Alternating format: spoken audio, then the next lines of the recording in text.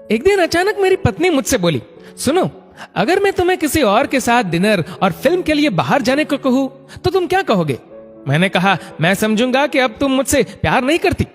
उसने कहा, मैं तुमसे प्यार करती हूँ, लेकिन मुझे पता है कि वह औरत भी आपसे बहुत प्यार करती है और आपके साथ कुछ समय बिताना उनके लिए सपने जैसा होगा।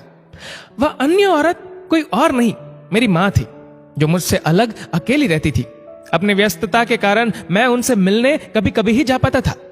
मैंने माँ को फोन कर उन्हें अपने साथ रात के खाने और एक फिल्म के लिए बाहर चलने के लिए कहा। तुम ठीक तो हो ना?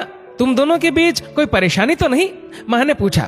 मेरी माँ थोड़ा शक्की मिजाज की औरत थी।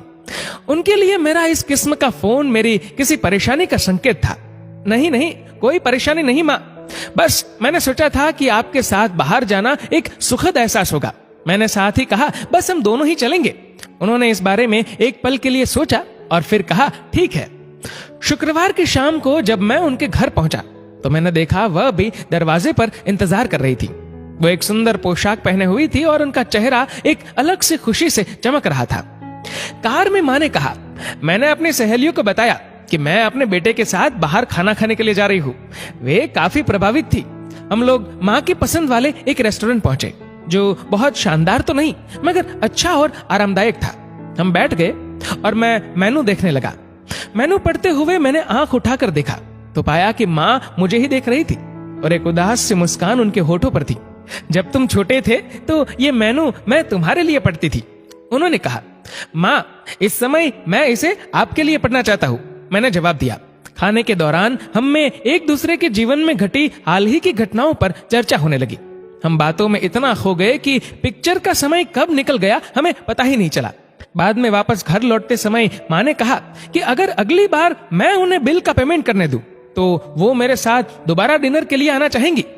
मैंने कहा, माँ जब आप चाहो, और बिल पेमेंट कौन करता है इससे क्या फर्क पड़ता है? माँ ने कहा कि फर्क पड़ता है और अगली बार बिल वही पे करेंगी। घर पहुंचने पर पत्नी ने पूछा, कैसा रहा सब? बहुत बढ़िया, जैसा सोचा था उससे कहीं ज्यादा बढ़िया, मैंने जवाब दिया। इस घटना के कुछ दिनों बाद मेरी माँ का दिल का दौरा पड़ने से निधन हो गया। ये इतना अचानक हुआ कि मैं उनके लिए कुछ नहीं कर पाया।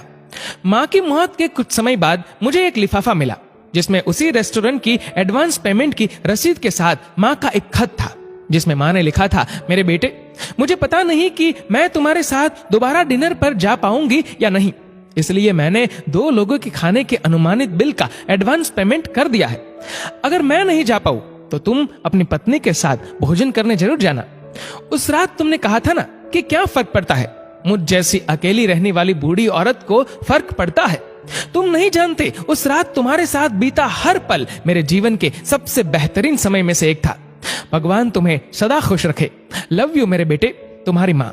उस पल मुझे अपनों को समय देने और उनके प्यार को महसूस करने का महत्व मालूम हुआ। जीवन में कुछ भी आपके अपने परिवार से ज्यादा महत्वपूर्ण नहीं है। ना व्हाट्सएप, ना फेसबुक, ना मोबाइल, ना लैपटॉप और ना ही टीवी। अपने परिजनों को उनके हिस्से का समय दीजिए, क्योंकि आपका साथ ही उनके जीवन में खुशियों का आधार है।